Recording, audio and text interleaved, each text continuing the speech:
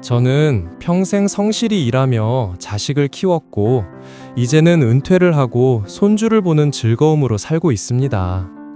그런데 요즘 제 마음속에는 누구에게도 말하지 못한 고민이 있습니다. 차마 아내에게도 말하지 못하는 고민이지요.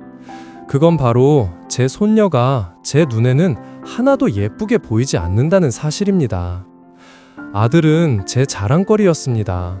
어릴 때부터 똑똑하고 반듯했고 얼굴도 곱상하게 생겨서 동네 어르신들이 이 집 아들은 참 잘났네 라고 할 정도였습니다. 저는 속으로 늘 뿌듯했습니다.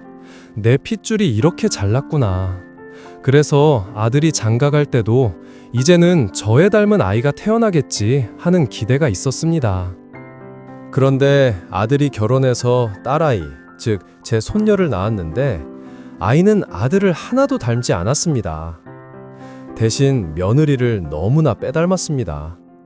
딸아이는 원래 아빠 쪽을 닮는다고 해서 기대를 많이 했는데 손녀를 처음 보고 나서 너무나 기뻤지만 가슴 한편에 아쉬움이 남았습니다.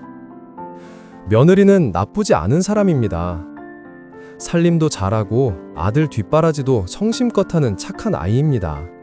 하지만 솔직히 말하자면 저는 며느리 얼굴이 별로 제 마음에 차지 않았습니다. 제 아들과는 어울리지 않는다고 속으로 생각했었습니다.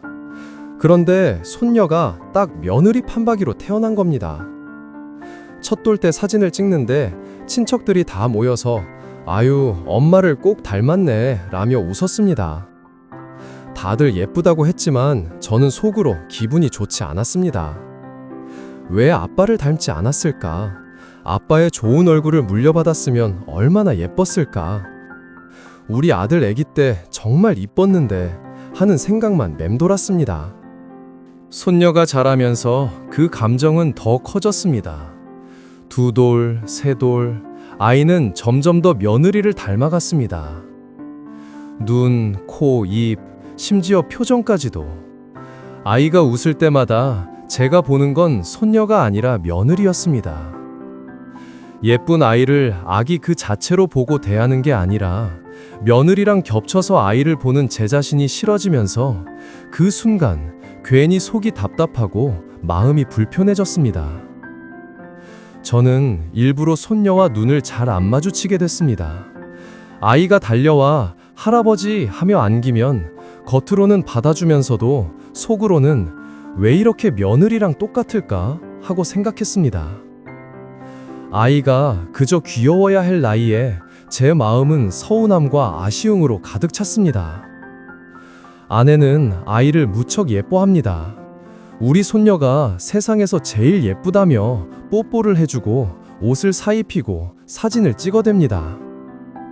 저는 그런 아내를 보며 죄책감이 더 커집니다. 왜 나만 이런 마음일까? 왜 나는 손녀를 예쁘다고 느끼지 못할까?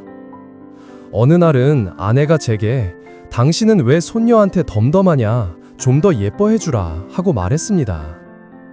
저는 대답을 못했습니다. 차마 제 속마음을 말할 수 없었기 때문입니다.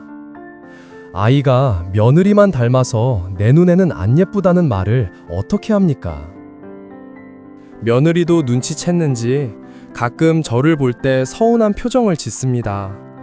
아이가 할아버지를 좋아하는데 할아버지가 덤덤하면 며느리 입장에서는 얼마나 마음이 아프겠습니까? 저도 압니다. 그런데도 제 마음이 따라주지 않습니다. 요즘은 점점 더 두렵습니다. 혹시 손녀가 자라면서 제 마음을 느끼면 어떡합니까? 할아버지는 나를 안 예뻐했어 하고 기억한다면 저는 돌이킬 수 없는 상처를 주게 되는 겁니다. 밤마다 제 안에서 싸움이 벌어집니다. 아이의 외모가 뭐가 중요하냐, 그냥 아이 자체를 사랑하면 되지 않냐는 제 이성이 한쪽에 있습니다. 하지만 다른 쪽에서는 아들은 내 자랑인데 왜 하나도 안 닮았을까? 왜 하필 며느리만 닮았을까? 라는 감정이 계속 고개를 듭니다. 그럴 때마다 저는 제 자신이 너무 비겁하게 느껴집니다. 손녀에게는 아무 죄가 없는데 저는 아이를 며느리의 그림자로만 보고 있으니 말입니다. 저는 오늘 이렇게 글로라도 제 마음을 털어놓습니다. 차마 가족들에게는 할 수 없는 고백입니다. 이 사연은 듣기만 해도 가슴이 먹먹합니다. 많은 조부모들이 속으로는 비슷한 갈등을 경험합니다. 그러나 대부분은 부끄럽거나 죄책감 때문에 말을 못하고 꾹 눌러두지요. 1. 외모 중심의 시각은 세대적 흔적. 옛세대는 누굴 닮았는가를 중요하게 여깁니다. 아버지 쪽을 닮으면 자랑스럽고 그렇지 않으면 섭섭해하는 경우가 흔했습니다. 하지만 이것은 시대적, 문화적 잔재일 뿐 아이의 가치와는 아무 상관이 없습니다. 2. 아이는 독립된 존재. 손녀는 며느리도 아들도 아닌 하나의 독립된 존재입니다. 누굴 닮았는가가 아니라 이 아이가 어떤 성격과 마음을 가진 사람으로 자라는가가 중요합니다. 아이의 웃음, 손짓, 따뜻한 말 한마디는 그 자체로 소중합니다. 3. 손녀는 사랑의 거울. 아이가 할아버지를 향해 달려올 때 아이는 외모 때문이 아니라 사랑받고 싶어서 오는 겁니다. 그때 아이를 있는 그대로 안아주는 순간 아이는 평생의 기억을 가져갑니다. 손녀의 마음속에 할아버지는 나를 사랑해줬다는 기억이 남을지, 할아버지는 나를 덤덤히 대했다는 기억이 남을지는 지금의 행동이 결정합니다. 4번, 감정을 인정하되 행동을 바꿔라.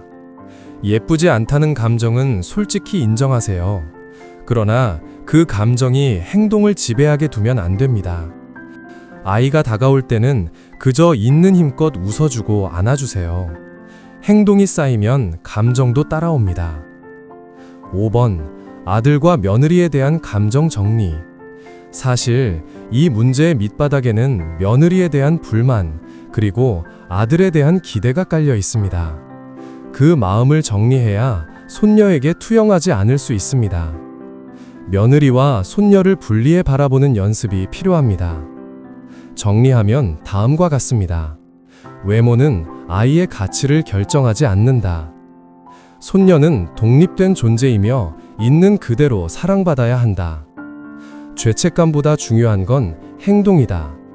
웃어주고 안아주는 행동을 반복하면 감정도 바뀐다. 손녀의 평생 기억 속에 사랑받았다는 확신을 남기는 것이 조부모의 역할이다.